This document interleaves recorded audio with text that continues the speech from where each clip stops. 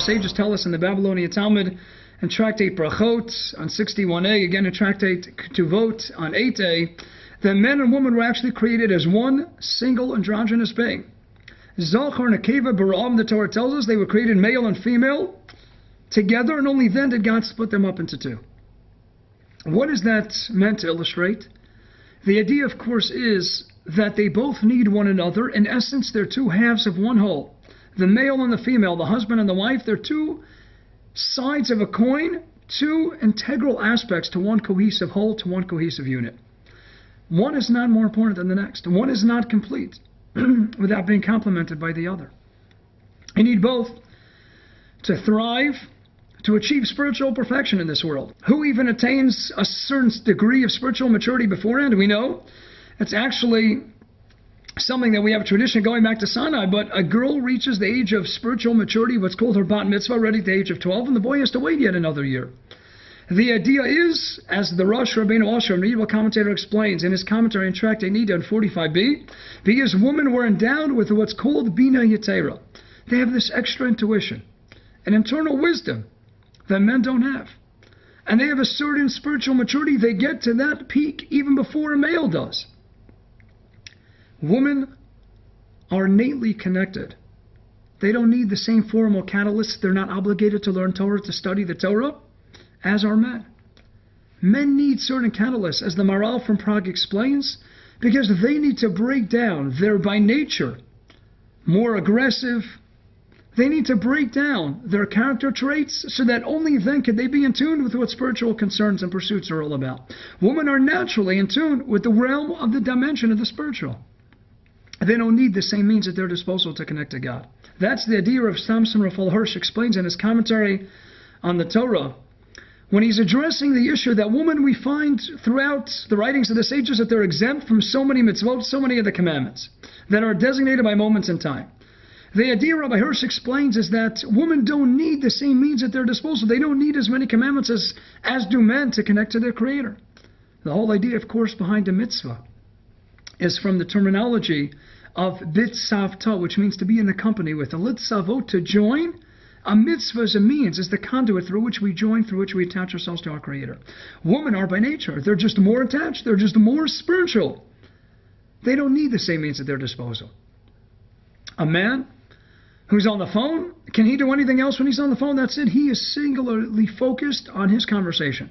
I know my wife, she could be on the phone, she could be doing a million things at the same time. Woman could be running around when it comes to saying psalms. If a woman wants to recite psalms, she could hear her husband asking for dinner, her kids screaming in her ears, and at the same time opens up the book of Psalms, and that's it. She taps into spirituality right away. A man, no way. He's got to be focused. He's got to take out the time, the attention. He needs a lot more mitzvot, a lot more commandments to sanctify time and to sanctify himself in the realm of time and connect to his Creator. Women are by nature more attached. Women with their intuition, not only are they more attached, but they can discern more readily between what's right and what's wrong. Go back to the story of Genesis. Abraham, we know, is told by God, Shema b'kolah, Abraham, you're making a mistake with Ishmael. Your wife, Sarah, she's the correct one. She's a greater prophetess than you are a prophet. Listen to her. Fast forward to the book of Exodus, there in chapter 19, the Jews are getting the Torah. Who's mentioned first? Kotomar lebeit Yaakov. The girls, the women of the Jewish people are mentioned even before the men are. Because it's more important, because they know how to serve as the internal backbone of the Jewish people. They're more instrumental in raising the children and even pushing the husband so delicately along a path of growth in his Yiddishkeit and his Jewish spirituality. It's always the woman who can more readily discern between right and wrong. It's Sarah who says, Abraham, you got to get rid of Ishmael. It's a Rebecca who says, Isaac, you're making a mistake. She might be pulling the string so subtly behind the scenes, but what is she saying? Yitzchak, Isaac, and Esau cannot coexist. You have to separate the good from the bad. That's the role of the matriarchs, and that's the role of every Jewish woman. They know instinctively, intuitively, how to separate the right from the wrong. They know how to connect to their Creator without all the same means at their disposal. They don't need all the same commandments, as do men. Why are there certain ideas of tzniut, of modesty, of woman not assuming such public roles? Part of the idea is, as King David writes in his book of Psalms in Psalm 45, The idea that kol kevuda bat melech panima, all the glory, all the splendor of the Jewish girl is when it's kept inward. What does that mean? Because the Jewish girl is the princess.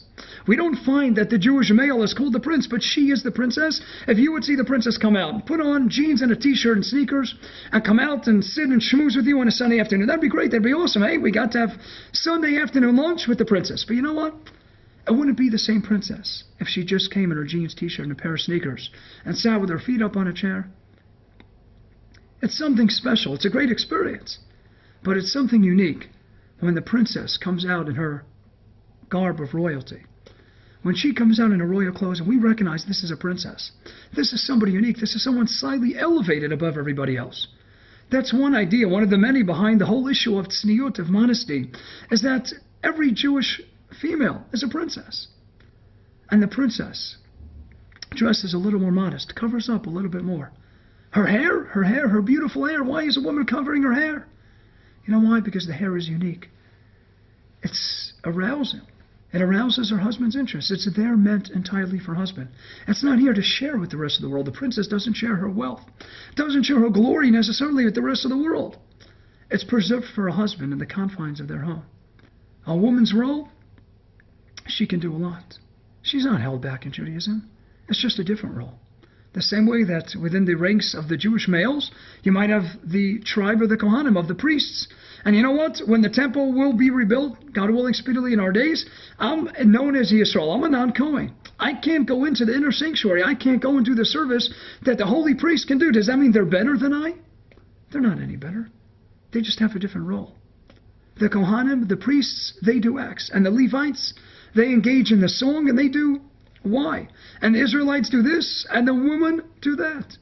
We have different roles, and the only way that we can thrive as a people, as an exalted nation, is everyone recognizing their unique roles and recognizing what their contribution has to be to make us a better people, make the world a better world.